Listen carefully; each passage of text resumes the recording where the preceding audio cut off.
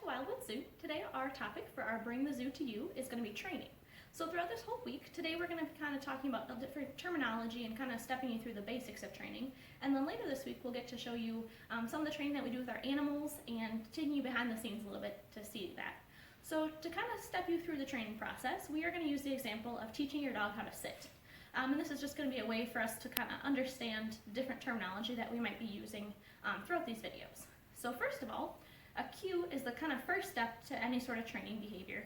So for your dog to sit, your cue might be just the word sit, and it kind of lets them know what you're asking. So it's something that they recognize and can tie to a behavior that they're going to show. So for some animals, it's either a hand cue, which we use for a lot of our animals, or just a verbal kind of word that they can connect back to it.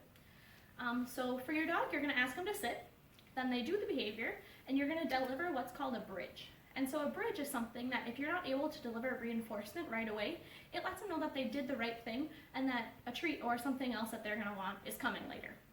So for our animals, when we bridge, a lot of times we're going to use a clicker. So a clicker sounds like this. And so you see it's quite loud, very distinctive, and there's nothing that they can really mistake it with. You can also use a verbal cue as kind of your bridge. So let's say your dog sits and you say, "Good dog."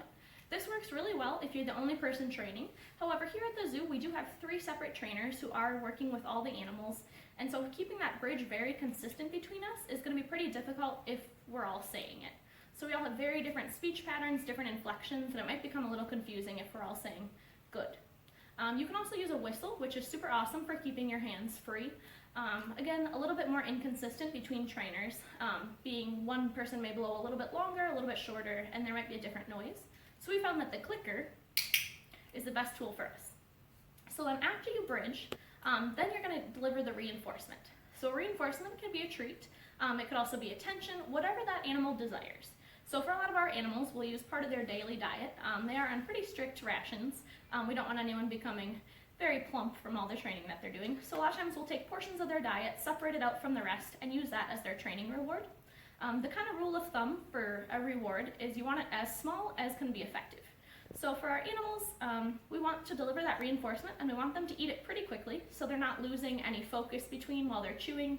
A lot of our animals take their food off and we don't want them kind of wandering off. Also, if we're giving them big pieces, they're not going to stay as engaged as long because they're going to get full very, very quickly. So for our animals, a lot of times it'll just be a small piece of their diet, something that they can eat pretty quickly and then return back to the training session. So the reward can also be attention. So for some of our animals, just attention and scratches are the best form of reinforcement that we found that works for them. It can be anything that they want. And we kind of vary our reinforcement so that it's always interesting and they're always not quite sure what they're working for next. It just keeps them very engaged and willing to work with us. Our animals do have complete control. They're welcome to leave at any time. They're never forced to train. But we do like to keep them engaged, and it's great for their mental health, as well as gives them more kind of choice and control over their own lives. So for a lot of our animals, we do these behaviors for different medical care. So even something as simple as hopping up on a scale for some of our animals really just helps us keep an eye on their different weights, their different kind of fluctuations. If we notice anyone is losing weight, gaining weight, we can kind of take action a little bit sooner. As something, we can even go more advanced. So right now for our mountain lions, we're actually working on a voluntary blood draw behavior. And so we're kind of, it's a big behavior, so we're kind of chunking it up into little baby steps. So right now we're on kind of where they lay down. And then later we'll add in some more complicated behaviors. But it's going to be a great way to give them more ability to kind of dictate their own vet care. And it's just so important for them. So for most of our animals here, we use something called positive reinforcement, which basically means that we are adding something to their environment, whether it be attention or a treat, in order to increase the frequency of a behavior that they're performing. We also do something called negative reinforcement. I know it sounds a little bit different. However, negative reinforcement is where you're removing something in order to increase the behavior. So for a lot of our shyer animals, those who aren't quite used to the training process, we'll actually use ourselves as what we're removing. So let's say for our mountain goats, they're a little bit shyer. When they do show signs of kind of positive interactions, we'll actually go ahead and take a step back. And that just kind of reinforces the idea that, yes, you did something right now, here's a little bit more space for them to feel a little bit more comfortable. All of these are designed to increase the frequency of a behavior. And to do that, you actually have to figure out a way to get them to exhibit the behavior first. So you can't reward your dog for sitting if they've never sat before.